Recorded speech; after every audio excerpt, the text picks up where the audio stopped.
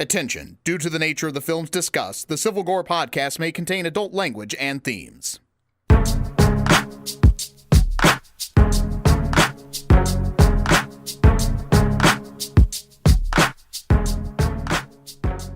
Oh my god, I'm late to start the recording.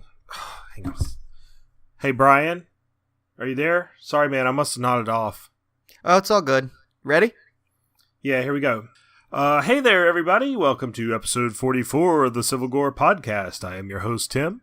And this is your host, Brian. And yeah, I know we talked about doing Clash of the Titans last week, but we just couldn't get cracking on it.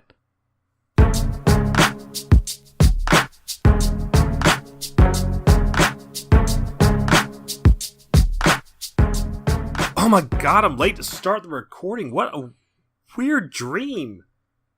Hey Brian, are you there, man? Sorry, I must have nodded off. Oh, it's all good. Ready? Yeah, I was having this weird dream where you were making Clash of the Titan puns. I promise I won't do that. Alright, okay, here we go. Hey there, everybody. Welcome to episode 44 of the Civil Gore podcast. I am your host, Tim. And I'm your host, Brian. And we have a cool birthday-themed movie for you this week. In fact, recording this should be a piece of cake.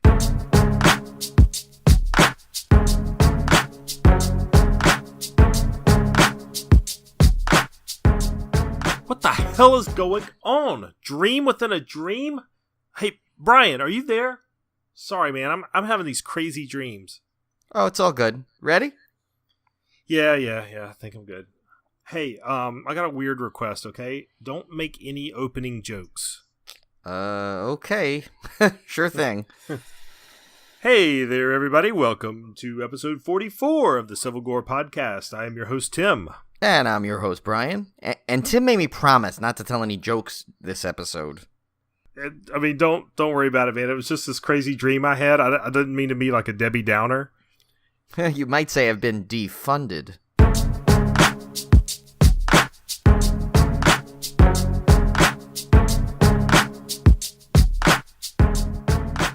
Oh my god, it's the jokes. It's got to be the jokes.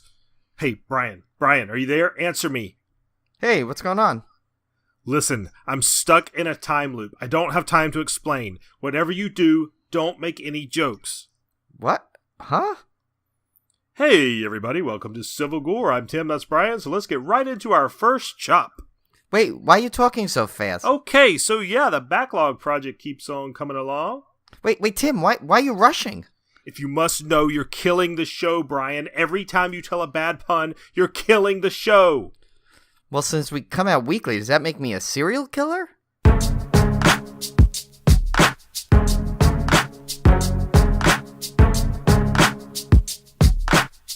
No! Wait, what if I kill the show first? Maybe that will break the cycle. I've got to try. Hey, Brian, are you there? Hey, I'm here. Ready to go. Okay, awesome. Here we go. Hey, everybody. Welcome to Civil Gore. I'm your host, Tim, and because I woke up and saw my shadow, you're getting at least 6 more weeks of Civil Gore. Yes, happy Groundhog's Day, everyone. And you know why the groundhog woke up grumpy this morning. He was having a bad lair day. Oh my god, that did it. That did it, Brian. The curse is over. What curse? Oh, never mind. Let's just get into our first chop. All right, Brian. So I took a week off of the backlog, believe it or not. Oh my god. Yeah. Did your backlog not see its shadow? Apparently. So here's the thing. I do have a couple of things to talk about, but my big thing is I'm in Oscar fever right now because I'm a big fan of the Oscars, Academy Awards that are coming out at the end of the month, and I'm a big movie buff. So for the past several years, especially since they expanded the field, I have not watched all the Best Picture nominees. Oh. In fact, I've been lucky to watch 1 or 2. And this year, especially with Get Out being in the crowd, and because everybody's saying it's such an unpredictable year, I've decided I'm going to attempt to watch all 9 films. So you're like doing your own little Oscar challenge. Yeah, this is kind of like an Oscar project, backlog project. And what I'm actually doing is, because there's a lot of overlap with the major awards, so like the best director, best actor, best actress. A lot of those films, or a lot of those performances come from the Best Picture nominees, obviously. So I figured what I'm going to do is I'm going to definitely watch all the Best Picture nominees, but if I can, I'm going to also try to watch the films for the other major awards. Now, obviously, I'm probably not going to get to everything. I probably won't get to like the documentaries or the foreign language stuff. Those are hard. Yeah, those are hard, but I am going to try to get to as many as possible, and I have knocked out. I'm about halfway through the Best Picture nominee list. So I watched Get Out. I've watched Dunkirk. I've watched Lady Bird. I've watched 3 Billboards Outside Ebbing, Missouri, and the one I wanted to talk about on the podcast. How did you get to Ebbing, Missouri, by the way? How'd you get all the way over there? It was a long drive. Yeah, I was going but no, the one I wanted to talk about was The Shape of Water, because we've mentioned it here. And that's the biggest you one of all, probably. Yeah. So I tell you what, man, it's a great movie. It's obviously a love story. You get that from the trailer, and it's beautifully shot. It's a highly stylized 1950s. It's kind of a surreal, overly 50s look to it. I don't know how to explain it. It's like they exaggerated everything about the 50s and put it in this movie, which is cool. It's really neat looking. But and so it's a great film. I really enjoyed it, but it just made me want a Creature from the Black Lagoon film even more. And it's a really shame that Del Toro didn't do that remake that he was rumored to do, because you see glimpses of what that could have been. And it would have been freaking awesome. Because the creature effects in this are super cool. Doug Jones obviously is born to play fish people, apparently. Yeah, seriously. So I really liked it, but man, it just made me want a creature movie. It's like the only Universal monster that has not been remade. Right. Well, you know what? Maybe we'll have to just have Civil Gore. That'll be our first like feature film that we produce. We'll be like the new Blumhouse. After Ghost in the Casket. That's right. Yeah, Ghost in the Casket comes first, and we need to get the buzz going. That's an episode like 1 or 2 callback. Oh my god, yeah, that's way. That's for the deep cut for the longtime fans. Yeah. But the only other thing I want to talk about real quick was I did finish Black Mirror season 4, which was great. I still have a couple left of those. Yeah, I really enjoyed that season. I've seen some people take the opposite view that they didn't really like it. But I thought it was great. Oh my god, the Callister one alone is like one of the best ones out of all of them. I'm not saying they're all fantastic, but overall, I enjoyed this season, I think, more than I have most of the past seasons. Yeah, and that's San Junipero. That was that one, right? That was season 4? That one's in season 3. Oh, okay, yeah, because at one point I was jumping around a little because my Netflix, I didn't realize I hit the... you know where you can select the seasons. I must have hit it, and I went back one because I'd seen the first 2 seasons, and 3 and 4 of the 2 I hadn't seen yet. So I think I might have went backwards, but yeah, that one was good too. But yeah, but I like the one. What's the one? Oh God, what's the name of it? The one with where they implant in the child's head, the little device that makes him. Oh, that was Archangel. Yeah, that one was really cool. I like that. Yeah, that one was cool. That season was. I'll tell you. Did I talk about the alligator one? No. I think we just mentioned it possibly in an episode of which episodes were in it, but for the season. But I don't think we actually went into the episode. Well, I didn't see that one yet, so yeah, I definitely won't spoil it. But alligator from season 4 was one of the most tense. It was actually one of the more horror-y episodes that I've seen of Black Mirror. But gosh, man, that episode messed me up a little bit. Like, it was pretty disturbing. Yeah, maybe I'll have to watch that one right after we record. Yeah, now you already got me like wanting to see it. Yeah, it's excellent, but it's kind of disturbing. Like, it was not one I'd probably want to jump back and watch again. And tell the way you're talking about, I can tell it's no croc. Don't. Yeah. We want to keep this one going. We don't want to have to start over. Yeah. I won't go there. I was going to say, what do you call an alligator in a vest? An investigator. But anyway. Moving right along. And here we go. Yeah, here we go. We had a very cool item sent to us by a friend of the show, Jimmy Dempster. Yes. A good friend, Jimmy Dempster. Yeah, he sent over a kind of a promo screening of his new horror short and let us take a glimpse at it because it's going to be hitting the festival circuit this year. And the name of this one is Box. We can't do spoilers though. He did ask us no spoilers, so it's good. We have to just talk about it in as vague terms as possible, but also being able to describe how good it was.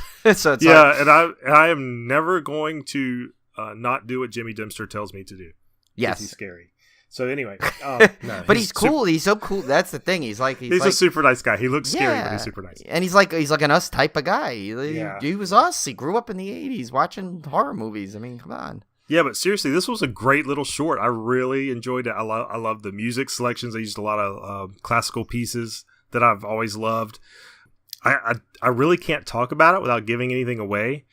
And you know how I've always said how much I love horror shorts. And I think one of the reasons is because possibly a lot of horror movies, they have such a good core element for it, but yet they put so much fluff in it and they try and extend it into a feature that sometimes it ends up being a detriment to the film itself. That's why some of my favorite horror things I've watched are shorts. That's probably why I'm a big anthology fan, because they're in little bites and they get right to the point because they don't have the time to develop it. And this, I'll just say, it manages to give you everything you possibly need in such a great way in the short time it is. I think, what was it, about 20 minutes? I think 20, maybe 30 minutes actually. It might have been almost. Yeah, about half an hour. Yeah, and it was great. It was and it's I hope it gets to a point where we can talk about more in detail because it really was phenomenal. Yeah, it had some creepy scenes and it kept me guessing from the start to the finish. So highly recommend it if you see it on the festival or whatever, or you get to see it if it ever gets released out there to the public. Definitely give it a shot. It's pretty cool. So once again, that was Box.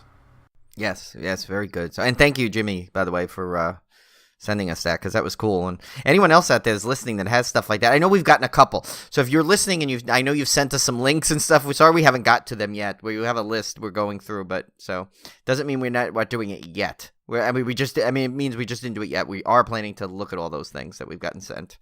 Yeah, I think at some point we just probably need to do an episode, our own backlog episode of just stuff that people have sent us, promo stuff, just to help people out. Because absolutely.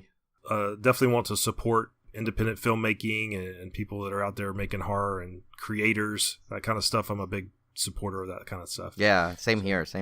And so, Brian, you've got some Friday the 13th video game news. Don't I always, right? I always seem to get some stuff, but this one, I think I had mentioned last week too that they were doing another update coming up with some stuff, and they now have gone into even more detail. So. And even more so since I found out I added this. But the big piece to this is that tomorrow when we're recording, which is actually January 30th, by the time this episode drops, this will already be in place. They are doing a major update where they're releasing the Pinehurst map along with Part 5 Jason, or Roy. People call him Roy Jason. It's funny to see they just call him Roy. It sounds kind of funny. You got this one of the most famous killers in movie history, and when they refer to him as just Roy in this, because it was obviously if you by now, if you don't know that Part 5 was not actual Jason Voorhees, then I spoiler feel sorry alert for you. Yeah, and I feel bad that you missed out. But anyway, so. They're adding him to it along with the Pinehurst map, which is kind of cool. I hope there's some good Easter eggs like that crazy lady and her weird son. I hope you can wander to their house or something, which would be kind of cool. That would be cool. Yeah, so I don't know what's that, but they also decided to.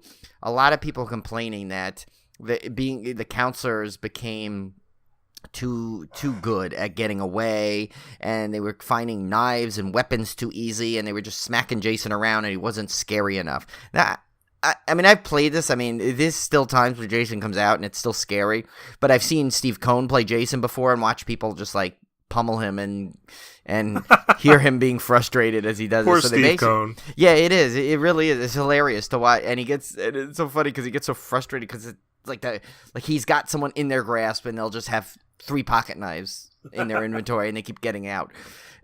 So basically what the developers did, I guess they added some speed to Jason. They added a couple of big speeds to all of them. So some don't run, they have to walk, but they've added a speed element of the walking at least. they've also tweaked the grab radius. And so for those who haven't played the game, Jason, there's these grab kills. So if they're close, you click the left trigger and you grab the counselor, and from there you can do one of the environmental kills or one of the special kills. The only problem is obviously, like we said, if they have a pocket knife, they can escape, or if they have a good escape thing, sometimes if you don't do it fast enough, they can get out. So they basically tweaked that, and they started now.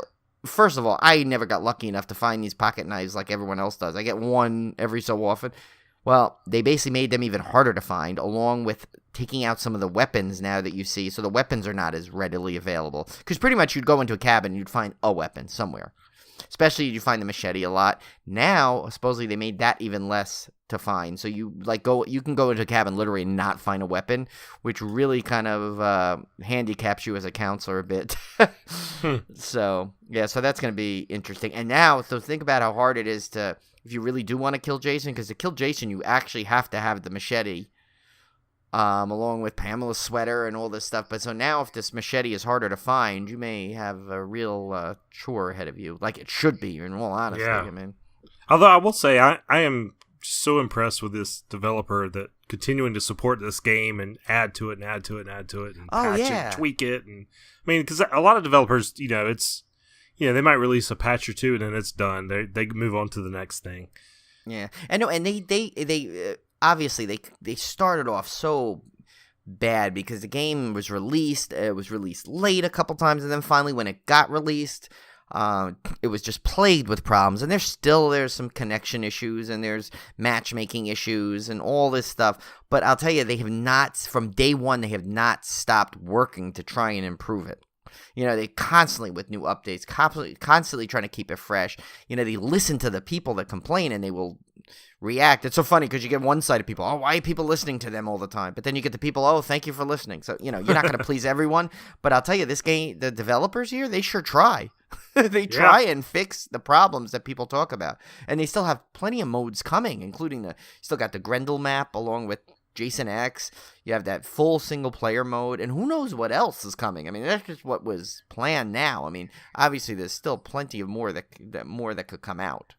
So this will be exciting. Cool. Well, you have some news, some big news, actually, on our buddy Paul, who did our wonderful sound effects. Yes, our very own Paul Kramer here. I posted this on our Facebook page, but we just want to let everyone know again that his feature-length directorial debut, You Can't Say No, is having its world premiere at the CineQuest and Film and VR Festival in San Jose. It's a pretty big film festival out there. When I used to live out there, I remember it was big. Actually, I believe I volunteered at it once, doing tickets once, which is kind of funny. But so it was. It's a huge thing for out there, and so it's going to be March 3rd at 7 p.m. at the California Theater. So if anyone's out there in the Bay Area, obviously, and I know CineQuest is very popular, so there's a good chance it's going to sell out. Like, most of the showings do sell out of these things. So if you're interested in that, definitely jump and get a ticket. And I know it's not horror related, but Paul is a huge horror fan. He's done a lot of great horror shorts that's won awards. Like he's done one called, he did Crave and Lygia. Hopefully I pronounced that one right. He did another one called Love Rules.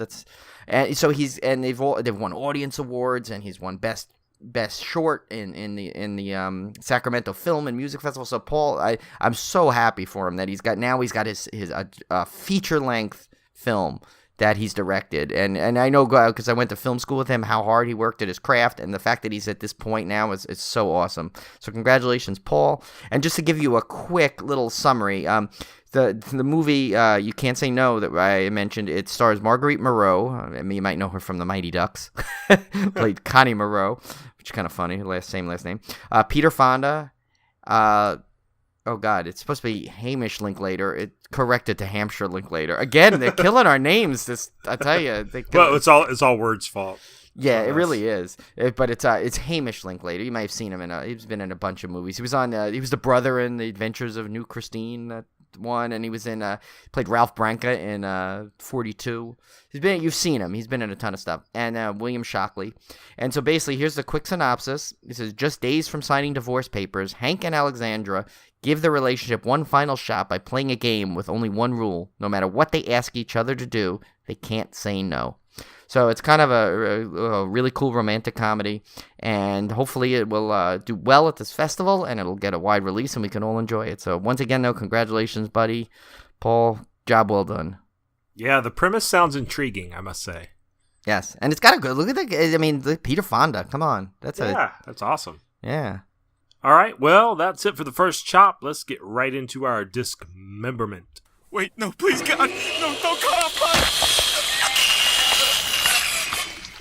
Well, this is a really good week, Brian. Yeah, I was looking. There's a ton of stuff on here. Yeah, we have a few little oddballs here and there, but we have some...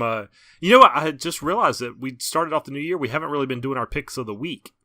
Oh my God! You know what? You're right. We totally. Yeah, well, I already know mine on this one, so yeah, this one's a no-brainer. Actually, yeah, we could pick two. If you pick one, I'll pick the other. Right? Yeah. Pretty much. I see both of. Yeah, two. Actually, technically, I can see three. Right here. Actually, there are three all in a row. If you look at it, technically, for 3 picks of the week, that would work. But we'll which I think is well, we'll go through them as we go. We'll go. Okay. Yeah, we'll go. So first up is not our pick of the week. No, this one's definitely not our pick of the week. Nothing against it, just not our pick of the week. It sounds awesome, though. Yeah, okay, it does. so this is the Diabolical Dr. Z. This is from 1966.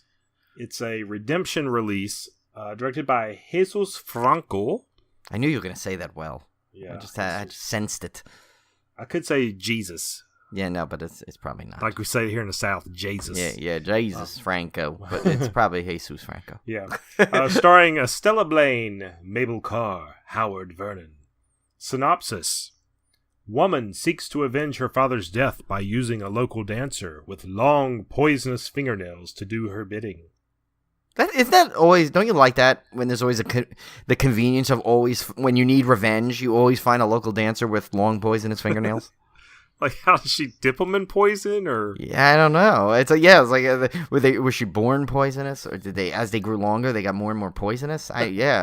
See, that's why we need to see this. That's why we got to see it. This was a good synopsis. It gave we probably need. You made that IMDb page for us or whatever. We probably need a list to keep track of the ones we say, you know what, we really need to see that. I know. It's right, because we probably said that so many times and we've probably seen none of them. But anyway, this has a new remaster and an audio commentary, so it sounds pretty cool. Right. And you know what, by the way, speaking of that, any of the listeners that have seen these that we say that about, and you have a thing, definitely make sure to contact us with what you think about it, because then we'll mention it, and maybe, who knows, maybe you could be the trigger that makes us like watch it right away. You never know. Yeah, we'll give you a shout out too. Yes. The next one up is definitely a pick of the week. Yes, this would have been if I had to pick one, this would be it, probably. Yeah, this was it. This is, of course, Victor Crowley, the surprise 4th film in the Hatchet series from last year. It's released by Dark Sky Films. Of course, it's directed by Adam Green, starring Perry Shin, Kane Hodder, and Laura Ortiz. And Q from Impractical Jokers. Yeah. Brian Quinn. But he doesn't get the starring credit, but he's in it. So 10 years after the events of the original movie, Victor Crowley is mistakenly resurrected and proceeds to kill once more. Don't you hate when you mistakenly resurrect somebody? Jason's used to it. He does. That happens all the time. I know Jane Hodder. What is wrong with me tonight? Wow. I am sipping. I'm halfway through this IPA, but it's not really a strong one. It's only 7.5%. Thank you, Mustache Brewing. But it's seriously, but like Kane Hodder himself must have been resurrected and accidentally resurrected more times than anybody can imagine, I think, right? Yeah. Between Jason and Victor Crowley. Now, I have not seen this one yet. Yeah, I did. I saw it actually with my good friend Paul Kramer. Right. When we went out to visit, we saw it in San Francisco, and it was playing at the Roxy Cinema, so it was cool because that was the first Hatchet film I got to see in the theater. Unfortunately, it was not one where Adam Green toured with it, but it was still cool to see it in the theater, and for the small crowd it had for the.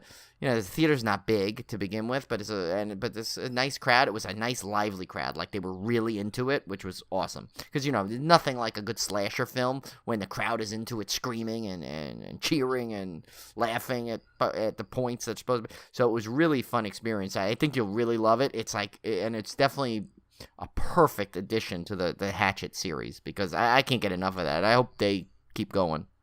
Well, you know what, Brian? I was thinking, this is so stupid. Why have we not considered Victor Crowley for our Summer Slaycation series? Yeah, he has to be. He's got to be in there. We're 4 films in now. I mean, that's definitely qualifies. Oh yeah. Because it's 4 films. It's definitely I guess what do you call them? The series. I mean, it's definitely a series, and it's definitely. I think anything really 3 or more should be eligible for the Summer Slaycation series. And I mean, granted, I know we split them up in for 2 weeks, but I mean that's not a hard fast rule. Obviously, we can cover the entire series in one episode. That just gets you one more Summer Slaycation, and you get a bonus. That's right. Yeah, we could do that. So. But yeah, this is one we should do. I'm almost thinking if we can do it, we'll see. I think we have our schedule for this year ready, and by next year, who knows? It could be a 5th. Yeah. I mean, this one is probably going to be just as successful as all the others. So. Next up, we have yet another zombie movie, Day of the Dead Bloodline. See, this is the one I thought may have been a kind of an outside, like a sleeper. To go in the Academy Awards spirit, a sleeper of possibly of a pick of the week. Just because, you know how when you get like 2 big ones that cancel each other out? And this was right in the middle of the 2 big ones. I'm like, well, I don't know. Yeah, this one was from last year. It's a Lionsgate release. Directed by Hector Hernandez Vicens? I don't know. Starring Sophie Skelton. Is that Red Skelton's granddaughter or something? I don't. Because you don't see many skeletons. No, and I wanted it to be Skeleton so bad. I know, it's so close. Have a last name is Skeleton and star in horror movies? That'd be awesome. Yeah. That's like with the last name of Balls and starring in porno, right? I mean, come on. And there's our explicit rating for the day. Yeah. We had a person at the hospital that was with the last name of Colon. And I was just praying that he was like a gastroenterologist, but he wasn't. Unfortunately. Bummer. But tell him it's time to change. Can he change? This also stars Jonathan Shake. I don't know. I've seen him in 50 things that I never pronounce his name right. Yeah, he was in Independence Day. Remember, he was and one of Brian's funny names. Yeah, Jeff Gum. You know what I think of? You'll probably go with it. I always think when I see Jeff Gum now that you said that, every time I hear Gum, I think of when Norm Macdonald did the David Letterman on Saturday Night Live. Remember, he kept going, "You got any gum?" And he keeps doing that thing. That's what I'm thinking of now. Every time I see Gum, it's like I love that. You like the Arliss, Paul? You like the Arliss? And he did that whole thing. That was great. But I used to love Norm Macdonald. Oh my god. Yeah. Some of his thing and his Burt Reynolds was classic. But Turd Ferguson, of course. Yeah. You know, I had an idea one Halloween, and I almost did it. Is we were going to go as Celebrity Jeopardy. Oh my god, that and would have be awesome. Yeah, like 3 of us. Like we're going to have like the podiums. And stand behind it, and one of us would have the big hat and be Turd Ferguson, and one of us would be Sean Connery. I mean, how cool would have that been? My favorite Sean Connery is when he was like Febtober. Just like your mother likes it, Trebek. Rough. Yeah. I mean, like that. I'm sorry. That was one of the most. It was one of the most brilliant sketches. Like that sequence of sketches when they would do those, I would be so excited every time they would have a Celebrity Jeopardy sketch. Yeah, that was great. Those are my favorite. I still want to do that Halloween costume at some point, but it may be too dated a reference now. Well, you never know because I think enough people know it that it still has some longevity. You may be able to get away with it. But anyway, that's how we got from zombies to Celebrity Jeopardy. Yeah, apparently. Yeah, there you go. Actually, that should be a trivia and it's a game in itself. Like how the hell did Tim and Brian get from the zombie film to Celebrity You play Jeopardy? 6 degrees of Kevin Bacon, but it'll be 6 degrees of Civil Gore. How did we get from topic A to topic B? That could be a board game. It's another Kickstarter. It really is. There we go. Kickstarter. We haven't done a Kickstarter in a while. No, we haven't. So yeah, we needed some. So a small group of military personnel and survivalists dwell in an underground bunker as they seek to find a cure in a world overrun by zombies. Finally, an original zombie plot. Yeah, military personnel. Oh my god! Yeah, come on. This is like they didn't listen to last week's episode. I know. They should have canceled the release. Yeah. featurette I take it called- back. This had never had a shot. Forget my sleeper hit. Yeah, what the heck am I thinking of? Another zombie film? I don't know. I think I saw Day of the Dead. That was what the Oh problem yeah, was. yeah. I don't think it's an official. Yeah, I think I got duped. I'll be like George's Estelle Costanza. I was duped. But sorry. So this one, of course, is my pick of the week. Yes. And that is the Friday the 13th Ultimate Collection, released by Paramount. And this includes, as you recall, includes Friday the 13th through Part 8. Right. Because it does not include the New Line titles, which are still owned by New Line. Right. So you're not getting Jason X, you're not getting Jason Goes to Hell, you're not getting Freddy vs. Jason, which I already owned Freddy vs. Jason. Yeah. Anyway, or the remake too, which that other set did have everything, which was like, it's like in hindsight, it's like, how did that set ever get released? If you think about it, with all the different legal troubles and all the weird things going on with that, it's amazing that set ever got a release. And honestly, this is all I want, because this has the movies I really care about, the actual early original movies. This was the core. Like this is the core. So yeah, I'm fine with the Paramount release, and I cannot wait for this one. It's going to add extensively to my backlog, because I'm throwing in 8 movies with commentaries and everything else. But sometimes you just have to take the plunge.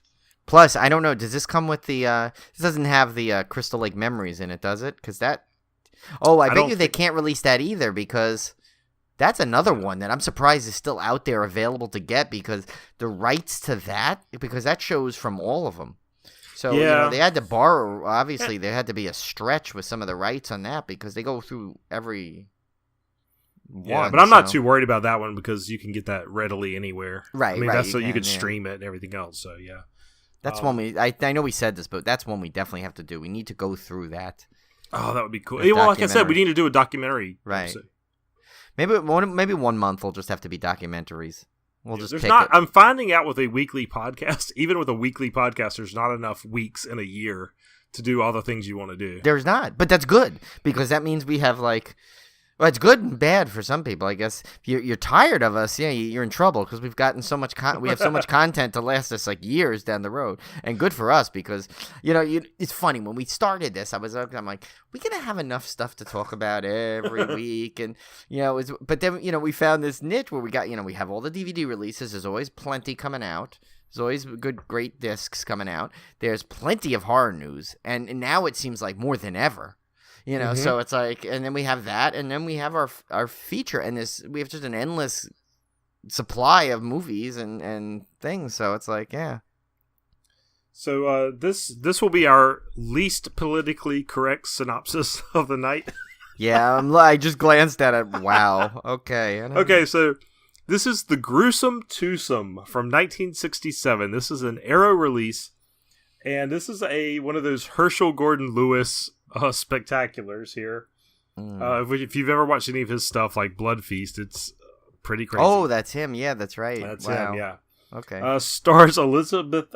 The Mad Elf is getting to me. The Elizabeth Davis, Gretchen Wells, and Chris Martell.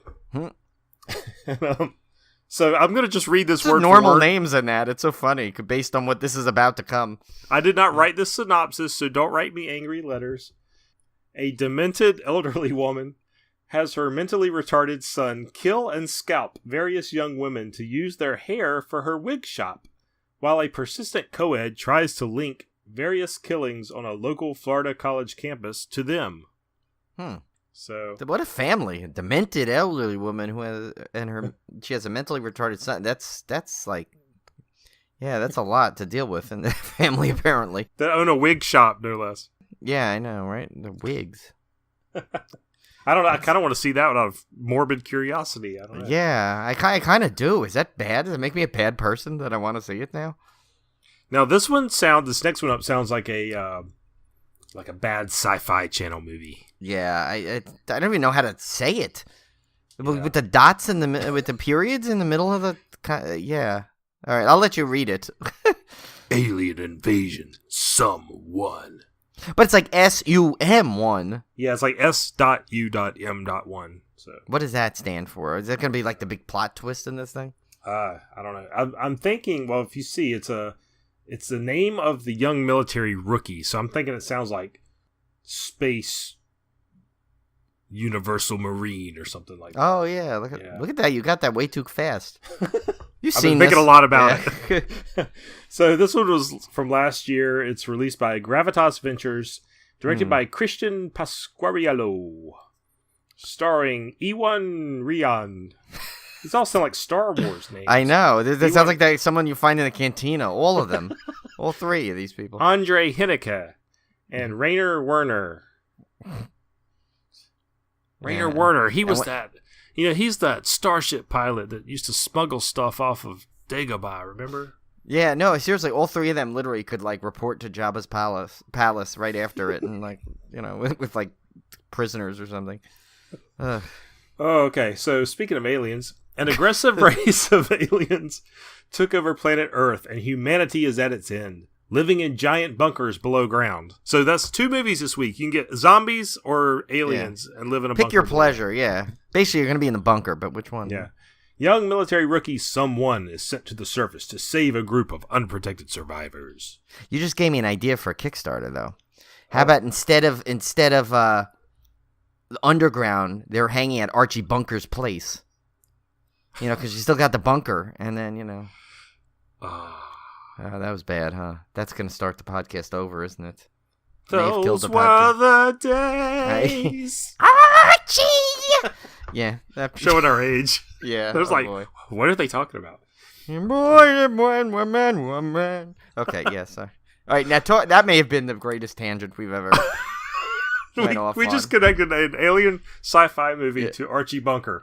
And now this is the same podcast that just a week previously we hinted at an empty nest podcast.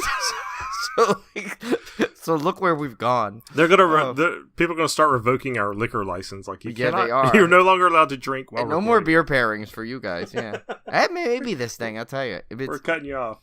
Yeah. Oh. Okay. Oh man, the next one is titled Demons.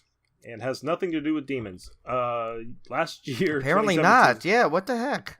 It's by Uncorked Entertainment, directed by Miles Doliak, and starring Christina Emerson, John Schneider, which is a One Day at a Time reference, and Andrew Divoff. Yeah, but that's John Schneider. That's like Bo Duke, isn't it? Oh, you're right. Yeah, you're right. That's one of them Hazard boys. Yeah, this episode's all full of 80s television. It really is. See, it's not our fault.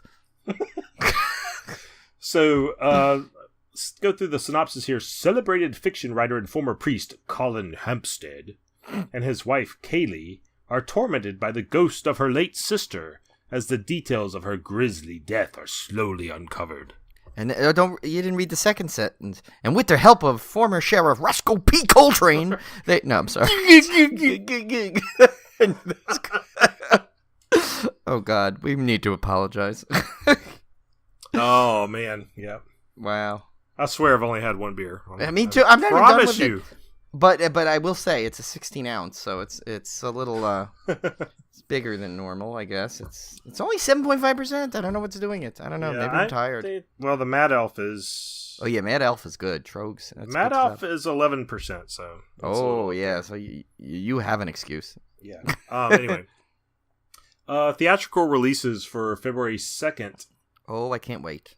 This one I'm looking forward to. This is, of course, Winchester. Yes. Directed by Michael and Peter Spierig, who recently just came off of Jigsaw. Oh, which okay. it's not a plus in their column for me, but yeah. But they also did Daybreakers from 2009. Have you seen Daybreakers? Oh, I actually own both of those. I just got love Jigsaw, Daybreakers. And then I actually own Daybreakers. I've not watched it though. Yeah, Daybreakers is phenomenal. It's one of my favorite vampire movies. So that's in their plus column for sure. So I'm looking forward to this one. It stars Helen Mirren, the great Helen Mirren. Yeah, I mean, you start off with that cast. You know, you got something legit here. Sarah Snook. I like that name. That's a good name. It sounds like Sarah something out of a Snook. Dr. Seuss book. I like it. It does. Like, Sarah Snook snooked around and snooped and snooked. Okay. Sarah Snook read a book. Yeah, there you go. That's better. And then Jason Clarke. So, oh, yeah, from Terminator. Yeah, so the new one, Genesis. This is about this is a twist on the real life story of the real, was it Sarah Winchester? Yes. Am I get that right? Sarah Winchester? Yeah. Yeah. So that's a real story, how she built the Winchester Mystery House and all that kind of stuff. Yeah, no, and I toured that house several times. It was out in California. I didn't live too far from it. And actually, it's on Winchester Boulevard. There's a major road, and that was actually where all the big cinemas were on. I remember Winchester Road was where the big Centuries theaters was Century 22. That's where all the big movies came. Now the whole area is kind of different, but the Winchester Mystery House is still there. But it's kind of funny because it's this house, and like on the left of it is like a Toys R Us, and on the right is a movie theater. Yeah, that's what. And a Marie Callender's. It's kind of funny how this thing is this huge, incredible structure is just tucked away as if it's if it was, as literally as now a tourist attraction, but obviously there's a real history to this, and it's great because the tour is kind of fun. And the one thing I never got to do, and I have to try and time this next time I go out, see if there's ever a time when they have it. They have the flashlight tours.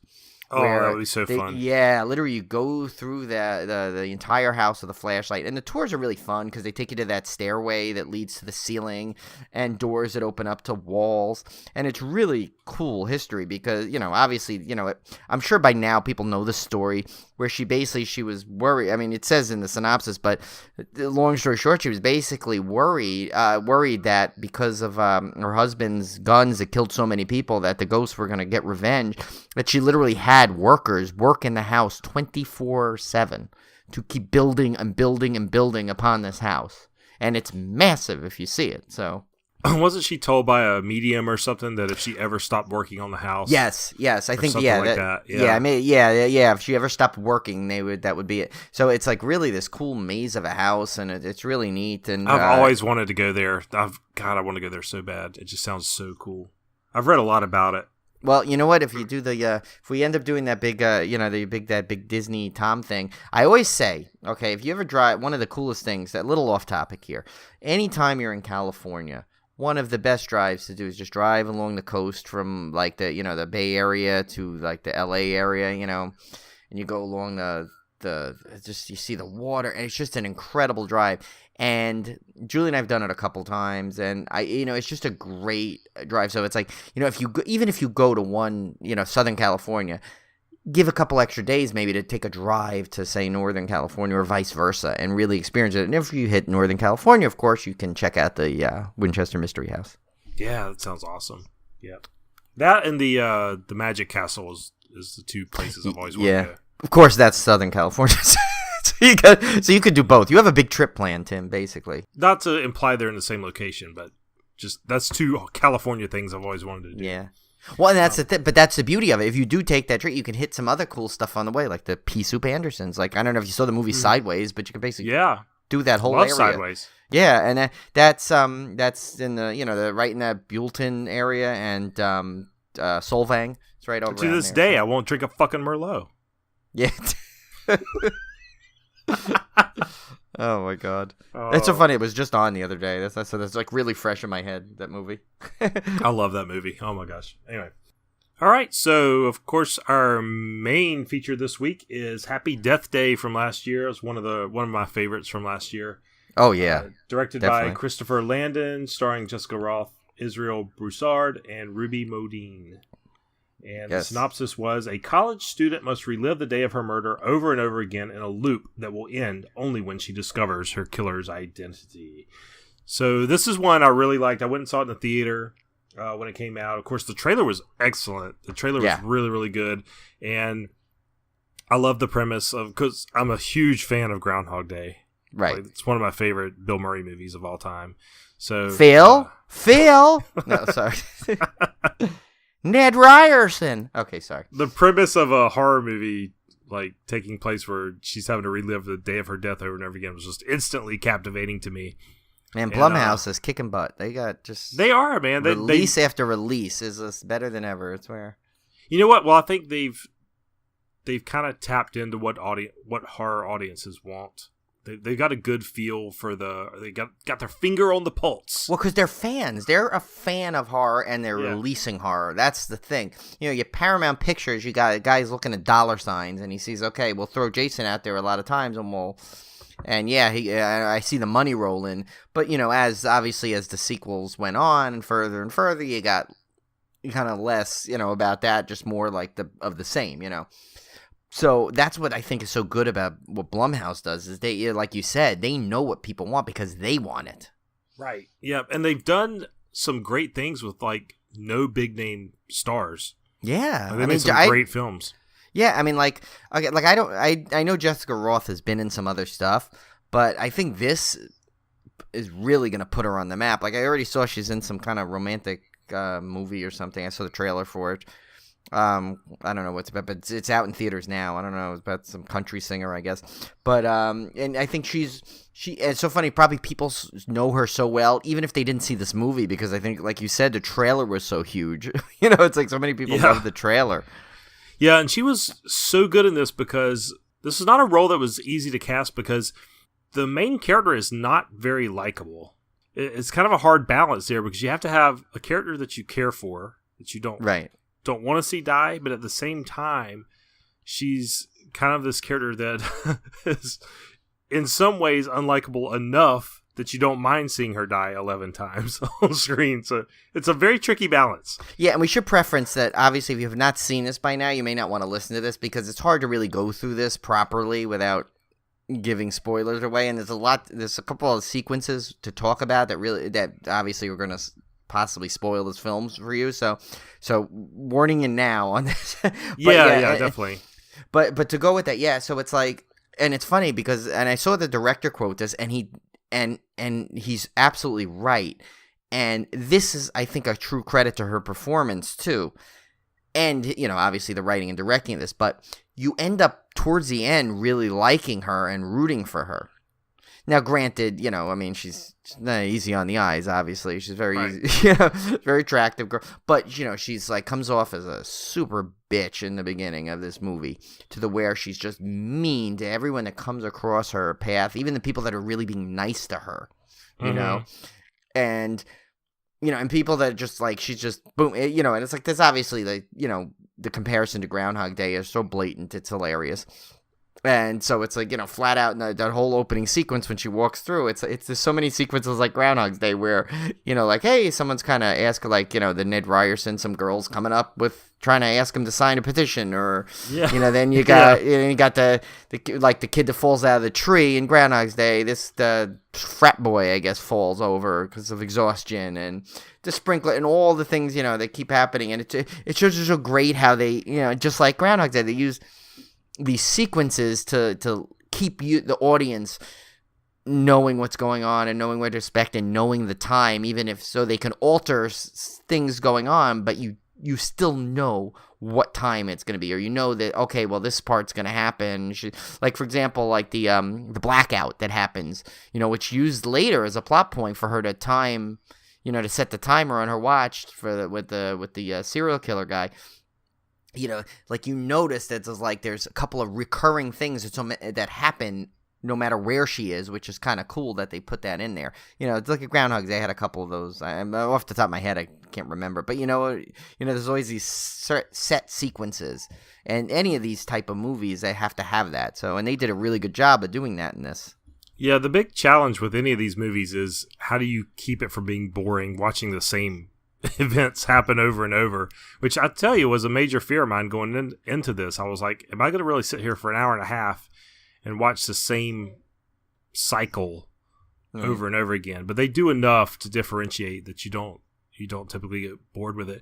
And going back to Jessica Roth's character, Tree. Yes. Which is really named Teresa, by the way, which I did not catch the first couple times I saw Teresa, this, actually. It's her nickname. It's kind of funny, yeah. But, you have to have some kind of character arc. In any movie, a character goes through an arc. So her character arc is much like Bill Murray's in Groundhog Day. She kind of goes from this kind of unlikable person, and through the course of the events that happen to her at the end, by the end, you're rooting for him, just like Bill Murray. So they kind of had to set that up, that she's kind of like this self-absorbed party girl. Right. Typical, kind of throwaway character at the beginning, so that you can build that relationship with her over the course of the movie, and in the end be rooting for her as the heroine. So it was pretty good.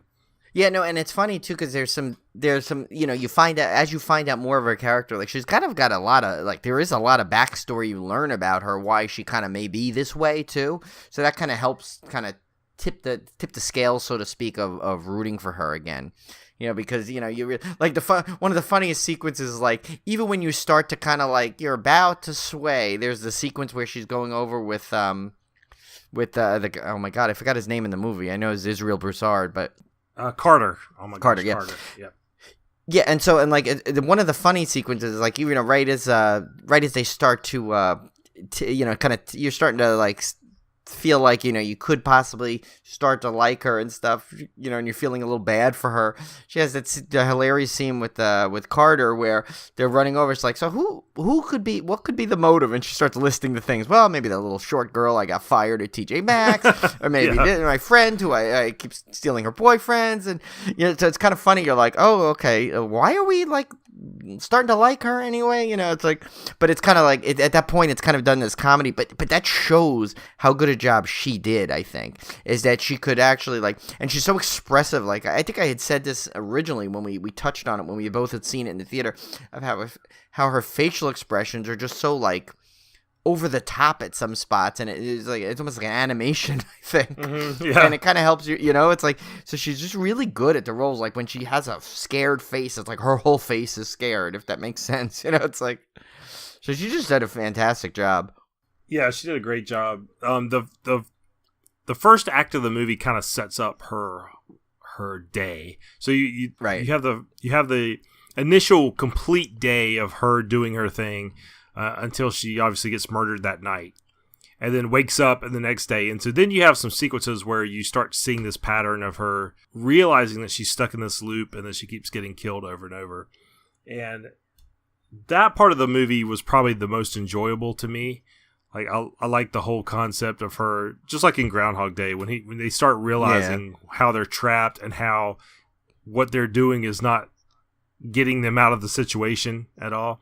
So that first half of the movie, or first act of the movie, I guess I should say, was probably my favorite.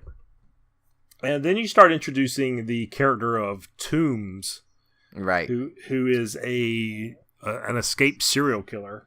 And this is where the movie, to me, while I still enjoyed it, started to go off the rails just a tad for me. And that's because I thought that I guess the explanation was a little too ordinary, if I could say. With him in it? With him, as such an obvious suspect, right? Which we find out later. There's a reason for that, obviously. Right. Yeah, he's a big red herring, basically, in the end of it all. But it's kind of interesting how he ties into it. But when you first kind of think it's him, I was kind of oh, really? That's what it is? That's the big mystery? Is it this guy that you all of a sudden get introduced to? Yeah, that's what I was saying. And I didn't, part of me did not believe it could be that simple. Right. And it turned out it wasn't. Which it turned out it wasn't. But at the same time, I'm why would they even introduce something that blatantly obvious that I know that that's not the real answer? Right. But yeah, no, I felt the same way, and I was why? It's no, there's got to be more. Yeah, so that was the one part of the movie that started to go off the rails just a little bit for me. But we find out that much of the second act, you're in this mode where you think, well, maybe Toombs is the actual killer that's coming after her. Right, and now speaking of that, so. I don't know. I was trying to find a good segue to go into what I kind of discussed with you sooner. So I had read before I watched this again yesterday for the podcast, I was reading some stuff. I was looking for trivia for it and stuff. And I read something where the director had said, because I guess people were questioning, well, why is she in the time loop? Then again, in Groundhog's Day, I guess, it's the same reason. Why was he in it? Maybe you accepted it more because, he bashed this town, he bashed everything about it, and he found out, it was realized all the things that he really wanted were in that town, including Andy McDowell's, the whole thing, okay, whichever way you want to look at that. But, so with this, people were for some reason obsessed and I don't know if it's because the time period now where the way movies and shows are, there's always a reason that is uncovered. So maybe that's why this came out. But people were questioning, well, why is she stuck in the time loop? Like, what made her stuck? And so I was reading that, and the director said, well, there are some Easter eggs in there thrown in that explain it. And there's one that's like hiding in plain sight and pretty much kind of right out there in you. So all you got to do is say something like that to me and Julie, and now we're on the hunt. We're looking for this thing. So we kind of looked at things, and we thought, and Julie, to her credit, kind of noticed a couple of things that she said, and she had said she kind of picked up this right away. And she thinks there's some kind of tie-in to the Toombs character, that he knows her and she knows him already in some way. And we came up with, we cultivated this whole thing that maybe Toombs was because they never say how the mother dies, right? As far as I know, they don't explain how the mother dies. They just say she was dead. Right? So, and also the director did say that whatever he did, he wanted to address that in the sequel. If he's lucky enough to have a sequel, he would address why she's caught in the time loop. And so that maybe explains why that guy kind of comes out of nowhere. And even though, yes, he's the red herring in terms of this film, kind of lets him open to maybe why he's in there at all. Because she does say a couple of lines. Like, she says a line where she says, she goes, oh my God, he's been here all the time. Now, of course, you could say, well, no, it's because she has a flashback to seeing him when she was walking through the hospital. Okay, fine. But then also there's, when he says it to her, he says something like, oh, it's so nice of you to come visit me. It just seems like there's a familiarity there. There's like a backstory to it that's just subtle enough. Well, and I got a really strong Scream feel when they brought in Toombs, because you remember Scream? Yes, her mom with Cotton Weary, yeah. Yeah, exactly. So I got that same vibe here. So maybe that is something to think about. Yeah, I mean, we could be totally off. We could be reading into it. It's like, but and the fact that I read that thing, like, I would have never thought, like, when I first saw this, I just accepted, that was a time loop because she needed to fix what she was doing wrong. It was, same with Groundhog Day. I didn't care what the time loop was. I just went ahead and enjoyed it. He was stuck there till he made him better of himself. Oh, I'm sorry. The other major theory, of course, is it's the bracelet. Right, that the causes bracelet, the time loop. Yeah. So. Right, and then there's also, I did notice this, too. And I don't know if this... If this just could be more of a thematic element to it, but you notice in the beginning, the first couple times when she's in she wakes up, she does her thing, she's quick to change into her clothing, into her frat girl clothing. But as she develops more of a better character, you notice she just leaves his shirt on, his t-shirt on that she's wearing. She just goes out the way she is. She less and less distant. It's kind of probably like a visual of her distancing herself more and more from her old persona. So there's a lot of cool little like tweaks like that the more repeat viewings you'll see. Mm-hmm. Yeah.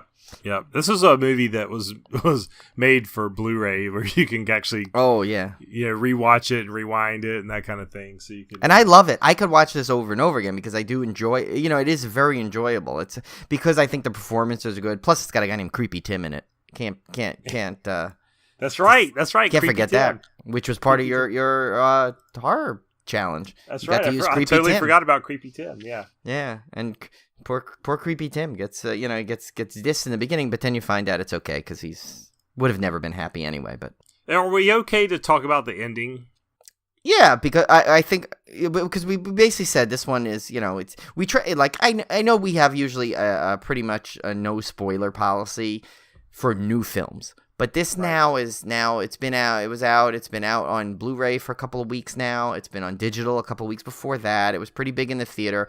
Most likely, if you wanted to see that, and we basically said we were going to talk about it last week, so you had an extra week to even prepare for this. So I think if you have not seen it yet and you're still listening to it, prepare to be spoiled, I guess. Yeah.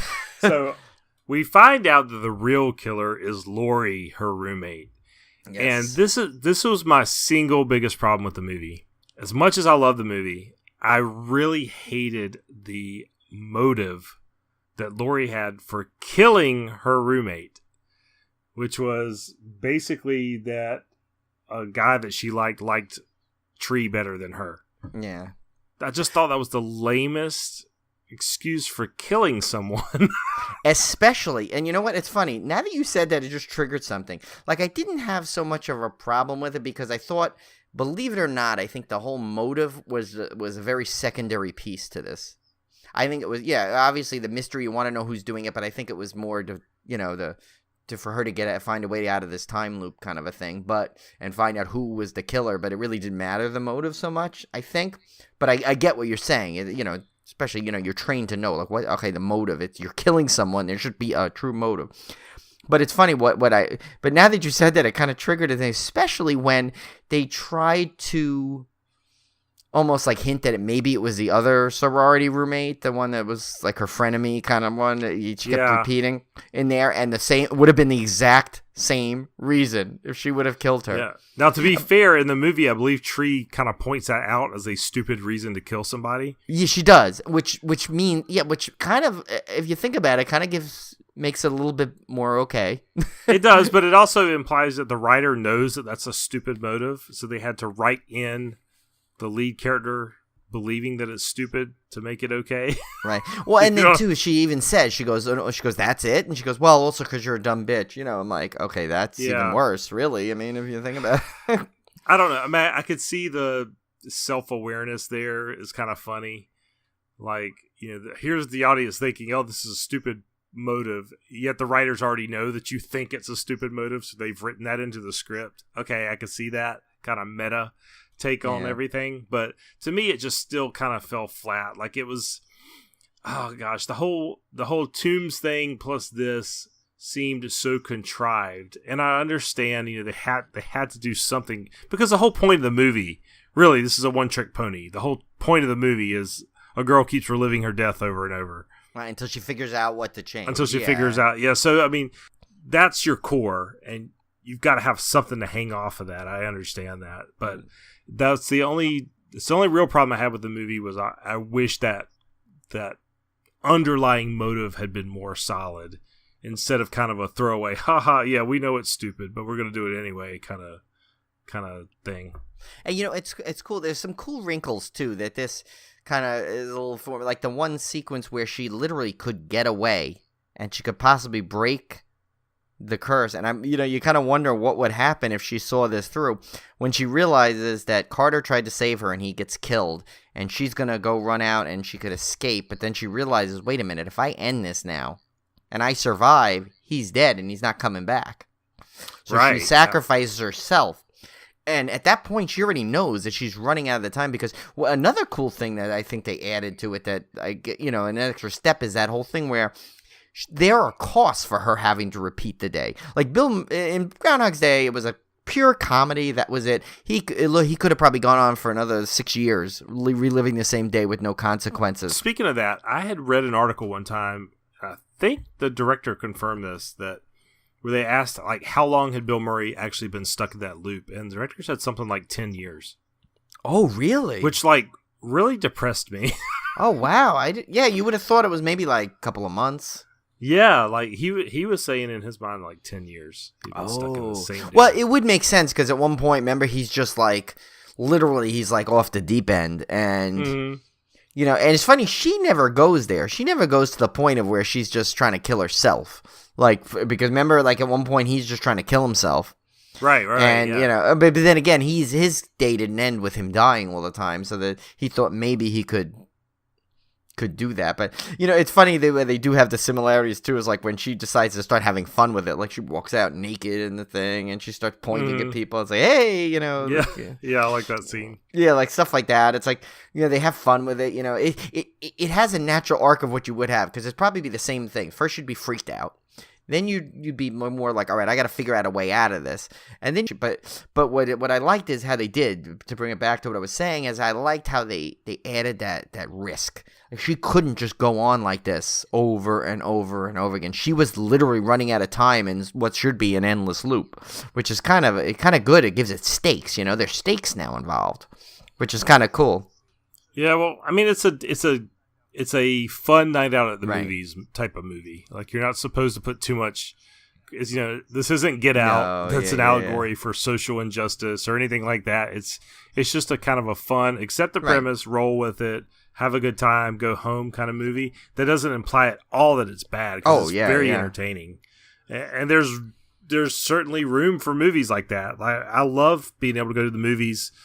Like just perfect example, Jumanji. It's not going to win any Academy Awards, the new Jumanji, but we went to the theater, we had a blast, we came out. That's all. That's its whole purpose. And that was the purpose of movies to begin with. Yeah, and it's great. I have no problem with that. Like if I go in and have a good time, I don't regret my time spent, and I come back out with a smile on my face. Who cares? Yeah, I mean, you know what? Think about it. You're paying hard-earned money to go out and get entertained yourself. What more could you ask for if you come back entertained? Yeah, that's it. Exactly. That's what you're paid for. You don't get paid for necessarily to always get a lesson. Sometimes you want to just go out and have fun. Yeah, well, contrast that to another movie I watched in the theater, which was They Come at Night, that I was kind of looking forward to, and I go in and I watch it, and I came out of the movie completely disappointed. I didn't have fun. It's probably the more thought-provoking of the two movies. It's probably the more artistic of the two movies. It's probably the better, from a critic standpoint, was probably the better film by far. But I came out completely let down by it, whereas I came out of this movie with a big grin on my face. So and see, that's why I kind of like, as much as I always kind of. Like, I enjoy the Oscars because it's just I grew up with watching them. But at the same time, sometimes I get annoyed with, I'm like, why isn't this movie nominated? Because it didn't have a message, or it wasn't thought-provoking in some way. But that's why I kind of, at the same time, I love the MTV Movie Awards, because it goes along with that theory of, like, what's a fun movie, or, like, it gives fun categories and silly categories, and sometimes that's why I love that, those MTV Movie Awards, because, like Happy Death Day, that could be up for Best Picture for, like, that. Obviously, no. Would I ever put it in an Academy Award for Best Picture? No, because it really, as we said, it's just a fun movie. It wasn't trying to do any of that. It really didn't, it didn't have any. It was perfect for what it was, but that's it. So, but at the same time, it's like, unless the Academy Awards decides to add a category like Best Fun Movie of the Year, which I don't see happening. No. you still should have an outlet for those kind of things, and that's there's their MTV Movie Awards, or their People's Choice sometimes even, Now I will say, we probably need to have an off-topic like Oscars episode or something, just to talk about movies.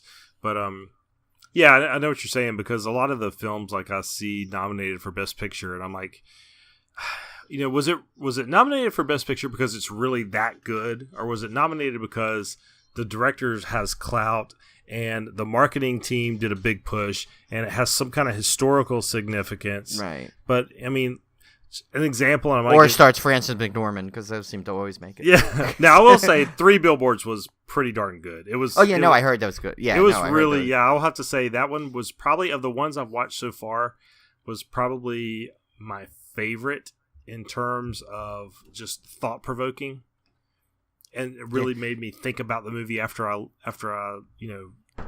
watched it. But like, I love that. I do like the premise of it, the way that, and that's a true story, right? It's based on a. Right? I have no idea. I went into it completely blind. Oh, okay. But like, for example, Dunkirk. I love Christopher Nolan. I love war movies. I was completely let down by that one. I thought it was a good movie. Don't get me wrong. Fine movie. Beautifully shot. I mean, cinematography was incredible. But as a Best Picture nominee, I it didn't really capture me. So you just never know with these Best Picture nominees what they're going to be. Well, Dunkirk, I have a little animosity towards. I haven't seen it yet, just because I kept having to watch the trailer before every time I saw Rogue One, and I was all excited. Yeah. So, certain movie thing. Yeah, that was my letdown of the ones I've seen so far.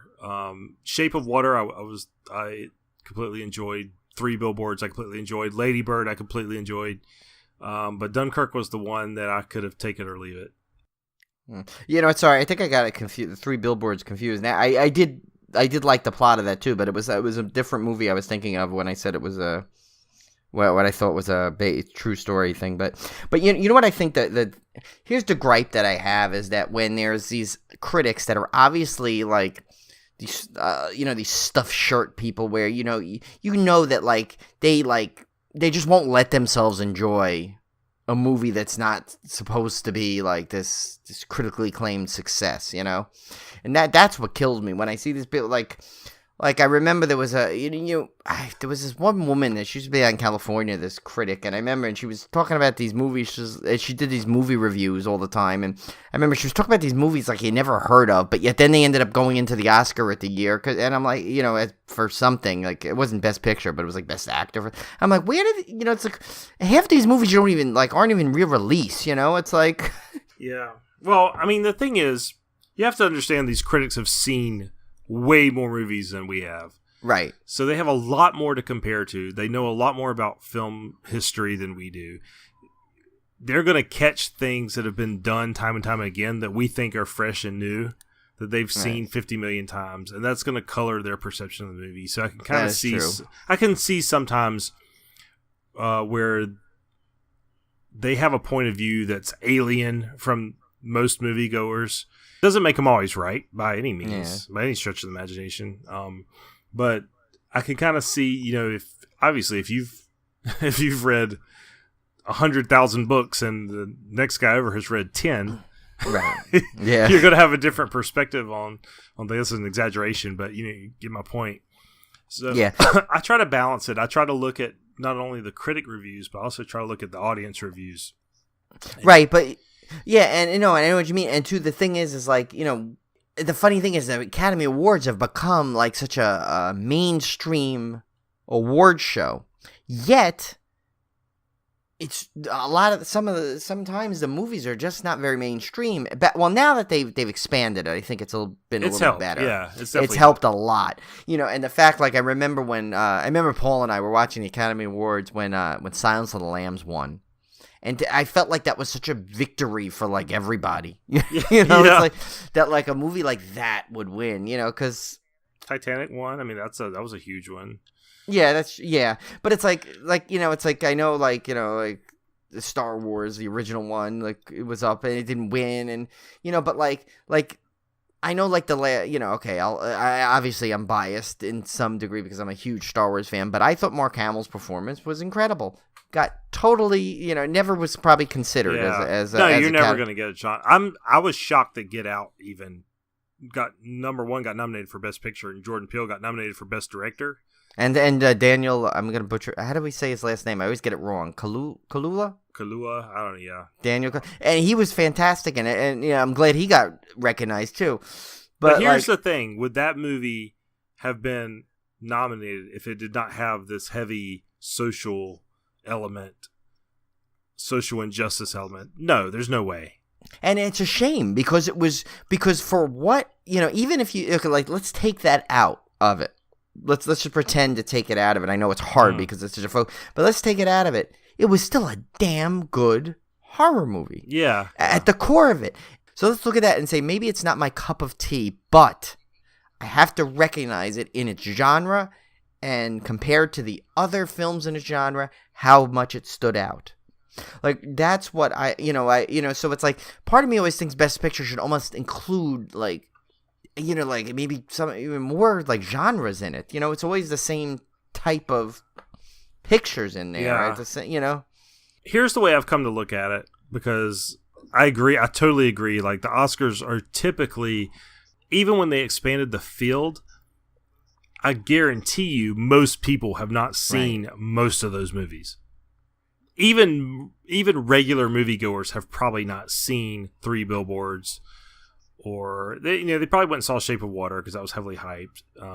They probably went and saw Dunkirk, but they haven't gone and seen Call Me by Your Name. They haven't gone and seen. But they might even have the opportunity because some of those are not in full release in certain areas. Right. So I totally agree with that. Now, the way I approach the Oscars is from the other way. Is I go, okay, I know I haven't seen most of these films, but if I give them a chance, there's a chance that I might see a film that really appeals to me that I never would have otherwise seen. Right. Oh, yeah, and I'm not trying to I'm not saying that these are not good films. I hope it didn't come across that way. I mean, these could be great films. I'm just saying it seems like there's so many other films that I love and I think that are great that would never even considered, would never even be I totally agree. Like a thought that could possibly win an Oscar totally or agree. Performances. And that just kind of, But I think, I totally agree with that. Completely on board. I think that's how I cope with the Oscars, if you will. That's a good terminology. Yeah, that's how I cope with it. As I try to attack it from a different angle and say, okay, I know I'm not going to have seen any of these crazy movies that they're nominating, but I'm going to watch them because some of them might speak to me or be really good. And sometimes, a lot of the times, I watch them and I'm going, really? This is what they nominated? Yeah. Seriously, this movie sucked. Or, this movie was only nominated because it was about World War II Holocaust survivors or something, But in this case, I think this year the movies are so varied, like completely different. Yeah, they are. It's pretty You're fascinating. Right. Yeah, no, and I would I know I'll probably watch it this year, and I'll be rooting. Obviously, I'm rooting for Get Out. I'm gonna be rooting for Jordan Peele, but also rooting for Greta Gerwig. Right? Did she get nominated for Best Director? Yes, she did. Okay, yeah, because I've always been a favorite of mine from her indie films and stuff, and any indie director actor that kind of makes it into Twin Camera, I kind of have a big more of a rooting interest for, and she's just fun to watch, and so I'm glad she directed and now she's getting some acclaim for it, and so I'll be kind of rooting for them because they're kind of underdogs, obviously. And I just I know I'll be I'll jump at him as a bit I don't know if you ever saw, it's kind of a weird reference, but did you see the movie? It's been on cable a lot lately. I know you really don't have the cable, but the movie Chuck. So with Liev Schreiber, where he plays Chuck Wepner, basically the one what Rocky was based on, the real guy. No, I haven't seen that. I like Liev Schreiber though. Yeah, it's been on cable, and Julie and I must have seen it 6, 7, 8 times in the last, because it's just been on all the time, and I keep watching it. I can't turn it away. I don't know, something about it. It's really, it just appeals to me. I love it, and Liev Schreiber's so good in it. And there's a sequence in it where he's watching the Academy Awards, and Rocky wins the awards, and he jumps out of his seat, and he's like, oh, and he's screaming, and I said, I think that's going to be me if Get Out or Jordan Peele. Or Jordan Peele wins, because I'm and I have not seen Lady Bird yet, but that's the one out of all the one, that and Shape of Water are the ones I want to see out of the remaining ones that I haven't seen. Yeah, Lady Bird was fantastic. It was I know we're not. Yeah, we went way off topic. We went way off topic but Lady Bird reminded me of the year, I think Juno won one year. Oh yeah. It reminds me a lot of Juno, but less comedic. It's more probably dramatic and heartwarming type, but kind of has that same feel. But yeah, great. And I'm not gonna even pronounce her name because it's like Saoirse Ronan, right? Yeah, it was. She did a Saturday night. She hosted Saturday Night Live recently, and they made fun of how to pronounce her name. So I'm not even going to try. Well, I used to pronounce it Saoirse, which I know is not right. I think it's Saoirse. But it's a great little movie. I really liked it. Yeah, well, that they do have a thing. I got a thing from Regal. I had signed up for, because that's the theater that's the closest to us where we moved, and they have a thing where it's an Oscar pass where I can buy. I think it's $35 or something, and I can see all 7 movies for that. Oh, cool. Or something. Really yeah, cool. And it's over a 2-week time, so I don't have to it's not like I got to sit there in the theater all for 2 days in a row. I can see it over the. So I was thinking, I'm like, with what movies cost nowadays, even if I see 3 of them, that's still a decent, it's about what, it's still less than what you pay half the time. So I was thinking of jumping in on that pass, because I do want to see Lady Bird and Shape of Water, and possibly Dunkirk, just because, Well, this year I think it would definitely be worth it because The Post is in there, and The Post is one I really want to see, right. because it's got Tom I forgot Hanks. that one. Yeah, I want to see And that. you have Darkest Hour, which I can't wait to see because Gary Oldman. I'm a huge Gary Oldman fan. Right. See, now I'm like forgetting some of these. Yeah. Yeah, he's supposedly phenomenal in this. The only one I really Phantom Thread. I don't know much about it. It's Daniel Day-Lewis's supposed final film or whatever. Really? But does he have his mustache in it? Because when he has a mustache, you know he's serious.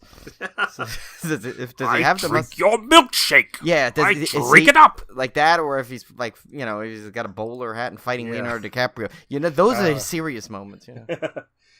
So, and speaking of Tom Hanks, too, did you see he got announced he's going to play Mr. Rogers in the biopic? How cool is that? How awesome is that? Right. That's perfect. Right. That's totally perfect. And then actually there was an Onion article, because Onion, man, they are on top of stuff. I swear, I like them better than Real News.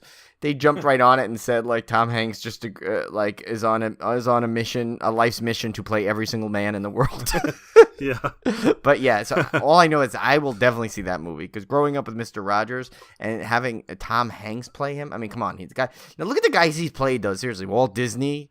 Now he's playing Mr. Rogers. He's got like my childhood. That's why if Tom Hanks ever gets sexual harassment charges slapped against him, like, I'm done. Yeah, I'm done. I can't imagine that. Yeah, I quit life. I'm praying that someone doesn't.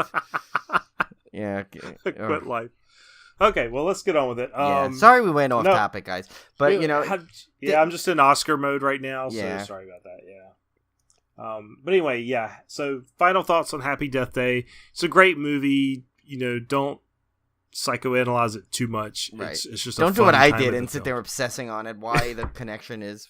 But, yeah. Yeah, but it's a great little movie, and definitely recommend picking it up. Yeah, you know what? Like, basically, what's spread us onto this path of when we went so off topic was basically just the kind of saying how, like, this is just one of those movies you go to the theater, pay your money, enjoy it. Like, it was a great date movie. I know Julie and I went out. That was one of our date nights. We went and saw that. And it was just, it was a fun, like, it had that young crowd in it. It was the screaming excitement, like everyone was into it. It's like it was everything you want to get when you go to a movie theater. The whole thing. You go to a movie theater. Obviously for a couple of reasons. You want to see things on the big screen, the great surround sound. But you know what? Now with TVs, you can almost get that at home. But the audience aspect of it sometimes, that'll never be matched at home. So, and especially a movie like that's going to have people cheering and laughing and screaming and jumping around with it. It makes it like an event, and this movie was perfect for that. And it had everything that you could ask for in a fun horror movie. Yep, I totally agree. So you had a perfect beer pairing this week. Yeah, this one I figured was going to be easier. Actually, I thought I'd have more choices than I did, but I still figure this one was out of a couple of ones I found. I thought this one was too good to pass up. It's by Orpheus Brewing, based out of Atlanta, Georgia, and it's called Over and Over, and it's a pineapple sour, and even the sour element, if you think about it, because she was a little sour in the beginning, and she became a lovable character, and so. Obviously the over and over part. So, yeah. Yeah, I like it. So the last week's trivia question was, what band had a song not only inspired by the movie Curtains, but used a sample from it? Name the band and the song. The song was Audra from the band Mortician, from their album Darkest Day of Horror. I've got to look this one up. I know. I said I was going to. I still never had yet. But, yeah. but if anyone got this, I'd be very impressed, because it wasn't from my usual place of where I look. I actually was digging around in multiple sources to find a good trivia for this. So yeah, and I know usually Cody was quick to write with her answer. She didn't even get back to us with this one. So either she gave up or she doesn't care anymore. She doesn't care. She's getting too many right. She just says, I'll let someone else take this one. So. All right, so this week's trivia is, other than Groundhog's Day, what other Bill Murray film gets a reference in Happy Death Day? Right. This is a good one. Yeah, I thought it was good, and it was funny because I don't think I caught this at all. I definitely did not catch it. I did not catch it. So, yeah, you know what? Obviously, if you do enough research on this, you'll find it. pretty quickly, but try not to, like we say with always the trivia questions. Obviously, I get them from somewhere. I'm not this genius of trivia. I mean, I think at some point I'm going to have to start thinking of other things. Like, I could get really, like, granular and just go into, like, watch the movie and pick out some random line and say who said it or what does this mean, or some really tough trivia in there. But try and give it something that you can find out by just watching the movie normally. But I'm trying to think I'm trying to think where they give it. I know after doing this trivia, I had seen it while I was watching it, so I was kind of looking at the trivia while I was watching it the last time. So there is a reference to it. You can see it or hear it, and so it's not like impossible to find. But obviously, if you Google and stuff, you'll find it faster. So try not to do that yet. So next week, we're obviously getting into Valentine's Day season. So our next film, we're going to look into, I think, and maybe an underrated and kind of obscure horror gem, Valentine. Yes, which I own. I own a DVD. I don't own it on Blu-ray. I don't think they actually released it on Blu-ray now that I think about it. I went and saw this one in the theater, and I'm really looking forward to watching it again to see if it holds up. Yeah, because I haven't seen it since I first got it, so yeah, this will be interesting. I don't remember anything of it. Yeah, this will be a fun one. So, we'll see you guys back here next week. Yep, so we'll see you guys next week, and this time we actually hope you listen to our podcast over and over and over.